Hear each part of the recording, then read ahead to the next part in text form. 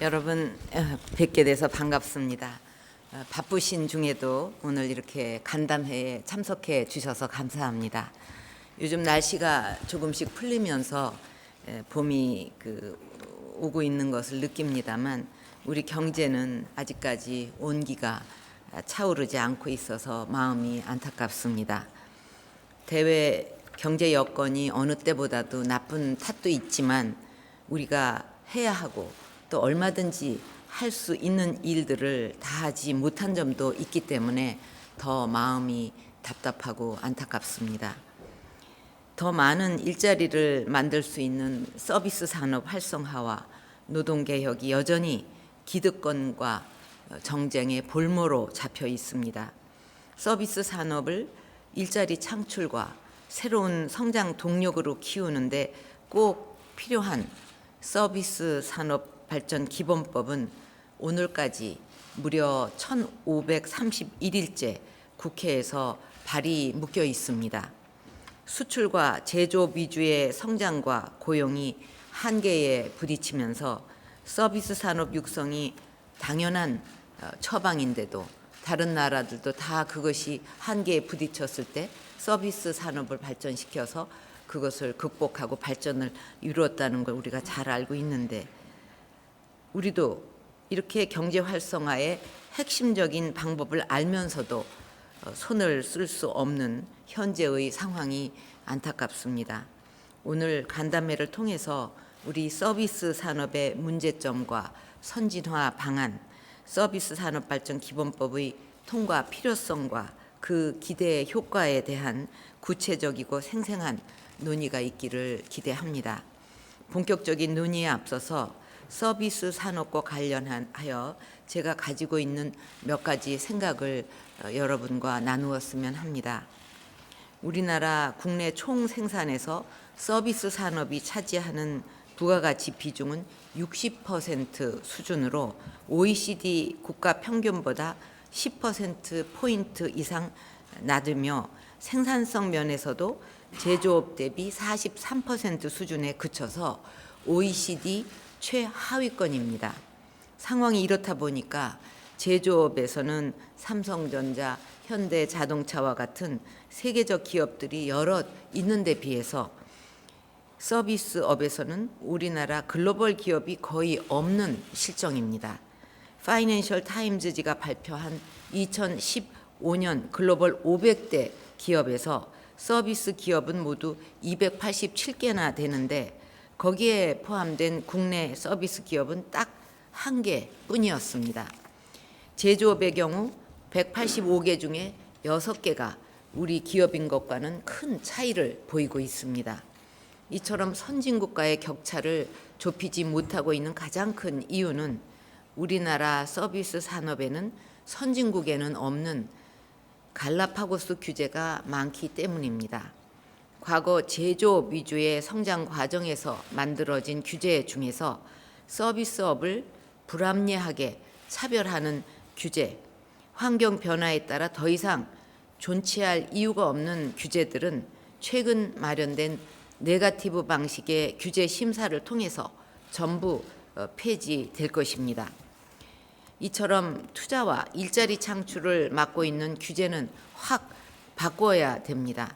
국민들에게 좋은 서비스를 제공할 수 있고 관련 산업도 얼마든지 발전시킬 수 있음에도 일부 기득권층 때문에 막혀 있는 경우도 있습니다.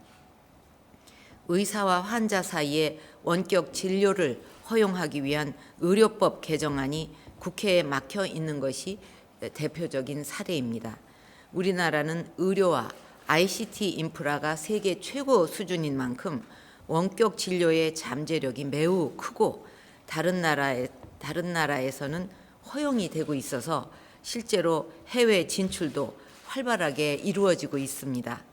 원격 의료 도입은 도서벽지 같은 의료 취약지에 거주하는 분들과 거동이 불편한 어르신들과 장애인들이 처한 의료 사각지대를 해소하고 제대로 된 의료 서비스를 받게 해 주려는 것입니다.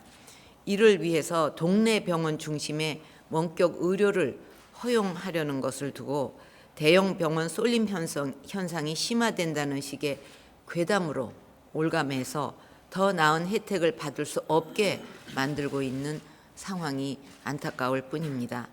뿐만 아니라 화물 운송 시장에 대한 진입 제한으로 물류 서비스가 원활하게 확충되지 못하고 있는 것도 다시 생각해 볼 문제입니다.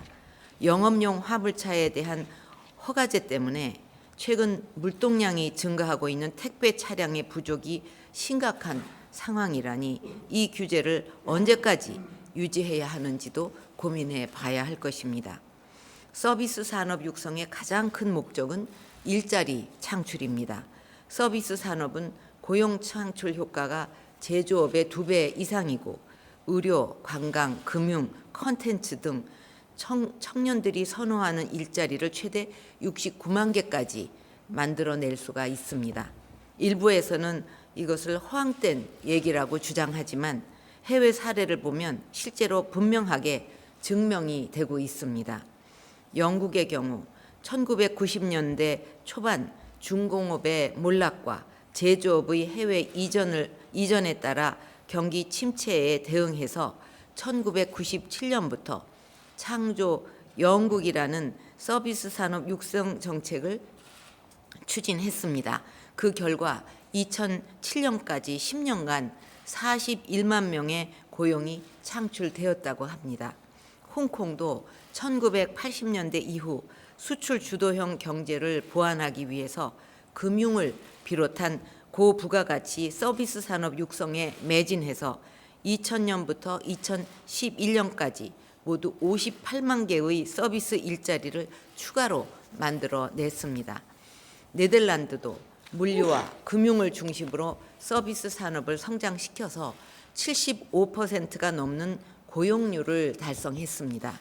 이외에도 우리가 목표로 하고 있는 고용률 70%를 달성한 선진국 중에 서비스 산업이 발전하지 않은 나라는 없습니다. 바꾸어 말하면 서비스 산업이 활성화되어야 고용률을 높일 수 있다는 것입니다. 서비스 산업은 좋은 스펙을 쌓고 수백 통의 이력서를 써내고도 일자리를 얻지 못해 좌절하고 있는 우리 청년들에게 꿈과 열정을 펼칠 수 있는 기회의 장을 열어줄 것입니다. 기회의 장이 열리면 새로 생겨나게 될 매력적인 직업들은 무궁무진합니다. 몇 개만 예를 들어도 병원 서비스 코디네이터, 음식 관광 큐레이터, 빅데이터 신용정보 분석사, 유러닝 교육 설계자, 인공지능 서비스 개발자, 가상현실 게임 전문가, 물류 글로벌 공급망 관리자 등등 너무도 많습니다. 생소한 직업이라고 생각하는 분들도 있겠지만 이것은 전 세계가 장래에 경쟁력이 있는 유망 업종으로 육성 발굴하려는 좋은 일자리의 이름들입니다. 생소하고 낯설게 여겨지는 이유는 우리가 그만큼 뒤처져 있기 때문입니다. 야당은 이 법이 보건의료의 공공성을 훼손할 수 있다며 서비스법을 반대하고 있습니다. 정부는 건강보험 당연지정제 같은 의료 공공성의 근간을 건드릴 생각이 전혀 없다는 것을 그동안 충분히 설명했습니다. 정부가 제출한 법안 어디에도 의료 공공성을 훼손할 수 있는 문구는 없다는 점도 수차례 말씀드렸습니다. 지금 국민들께서도 우리 경제와 청년들을 위해 절박한 마음으로 서비스법 통과를 외치고 있습니다. 눈비에도 아랑곳하지 않고 50여일이 넘는 기간 동안 하루 평균 3만 명이 넘는 국민들이 거리로 나와 입법 촉구 서명 운동을 이어가고 있습니다. 작년 말 KDI가 실시한 조사에 따르면 우리 청년의 80%는 서비스 분야에 취업하기를 희망하고 있고 서비스법이 통과되어야 한다는 응답도 88%나 됐습니다. 그 간절한 호소에 귀를 닫아서는 안 될 것입니다. 과거 우리가 경제개발 5개년 계획을 통해 한강의 기적을 이루고 단기간 내에 선진국들을 따라잡으며 세계를 놀라게 했듯이 서비스법이 만들어지면 서비스 산업을 발전시킬 전략을 체계적으로 마련하고 집중 지원해서 다시 한번 우리 경제의 도약을 이끌 수 있습니다. 우리보다 서비스 산업이 더 발전되어 있는 일본도 최근 관민대화라는 정부 재계 간 토론회를 열어서 서비스 산업의 생산성을 획기적으로 제고하기 위한 규제 완화와 지원 확대 방안을 마련했다고 합니다. 다른 나라들은 서로 앞서 나가기 위해서 달리고 있는데 우리만 주저앉아 있을 수는 없습니다. 오늘 간담회를 통해 여러분의 통찰력 있는 제안을 부탁드립니다. 감사합니다.